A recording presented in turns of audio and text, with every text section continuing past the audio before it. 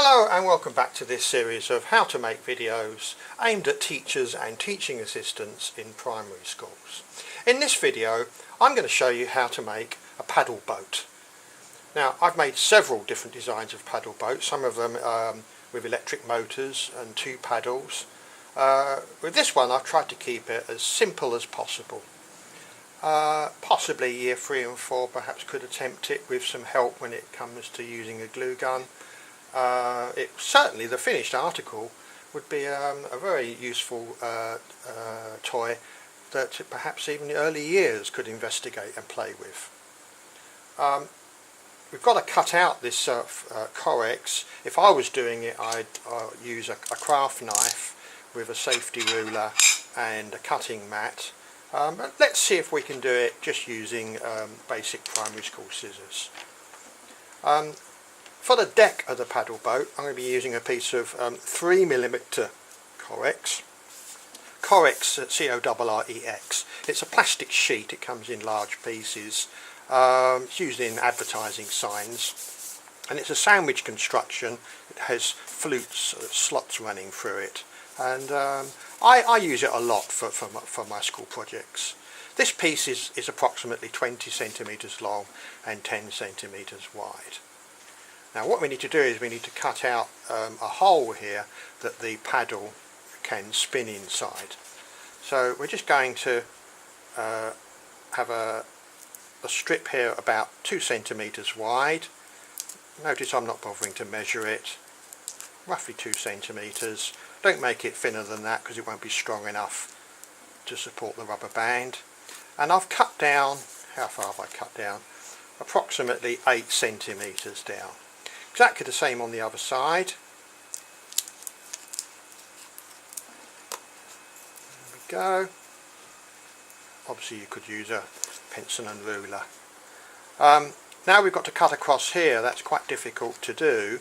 What we can do is to bend this up. I don't know if the students' fingers will be strong enough to do that. And we could cut across. You might give them access to these extra powerful D&T craft cutting scissors. They're very useful for cutting thick materials. I think I can cut across here with the ordinary scissors. Not a particularly attractive job I've made of that, but at least I've got a slot there. Looks a little bit better that side. Okay, now we're going to make the paddle that's going to spin inside there. I've got another piece of 3mm thick correx. Doesn't really matter which way the flutes run on this one. For this piece I have got the flutes running lengthwise to make it a little bit stronger. And I'm going to cut 2 pieces about 8 centimetres long. So where are we? There's 8 there. And I'm just going to use the first piece to make sure that the second piece is the same. There we are. And now we need to form these into a cross to make the paddle. And I'm going to find halfway, which should be 4. Just move the scissors over a little bit and cut just past halfway. Take the scissors out, move them across about 2mm and cut again. Bend out that piece and just snip it off so that I've made a slot there. I hope you're picking that up. Exactly the same with the other piece. Find halfway, which is about there. Move the scissors over a little bit, cut up just beyond halfway. Take the scissors out, move them across a few millimetres. It's best to be too narrow than too wide with these. When we slot them together we want them to be nice and tight. And then we can now slot these together to form our cross, to form our paddle. If you want to you could put some glue there, but if you make that slot tight enough I find you don't need to glue it. We're going to put this rubber band, this is going to provide the power. This is a number 18 rubber band. The correx and the rubber band are available from my supply service.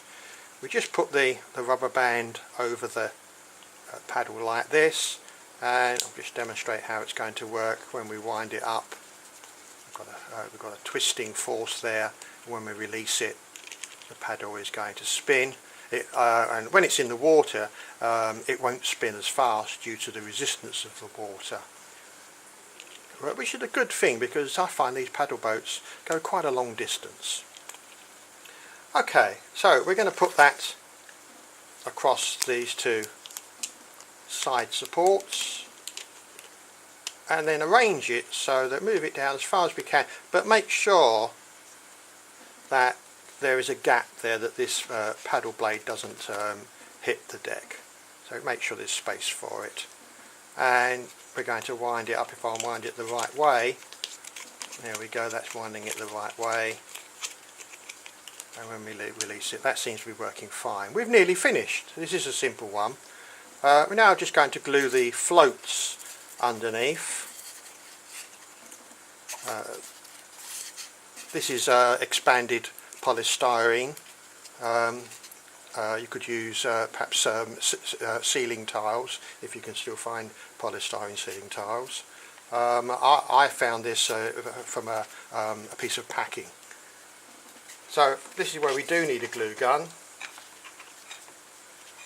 and we're just going to put a zigzag of glue along here and stick it on. The polystyrene is just to give some flotation, stop our boat from sinking. It's more of a raft really. There we are, and that's it. That's our finished paddle boat, ready to go sailing. Now let's see if I can move the camera over. I've made a test canal here out of, yes, you've guessed it, correx, and let's see if we can get this boat sailing. I'm going to wind it up. I've learnt which way to turn it. I wish I had a longer test canal. I used to have some old fluorescent light casings which I'd sealed the end, and they were wonderful. Let's see. Yep, there we go. And that's working really nicely. What you could do, I've noticed that the front was a little bit high. You could glue a weight at the front. This is a penny mass available from my shop, or a stone, anything that's got a little bit of weight to it, just to weigh the bottom down. Let's give it one more go. Wind it up a little bit more. There we go. Oh, come on. Oh, that wasn't it. Let's give it another go.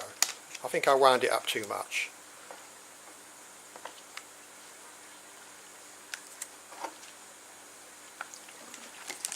Let's try another one. That wasn't a very good demonstration at all. Let's try this one. There we are. And on one wind up, it should go several meters if only my canal was long enough. Let's give one more go. There's nothing like water play. There we go. So I hope you enjoy making these paddle boats.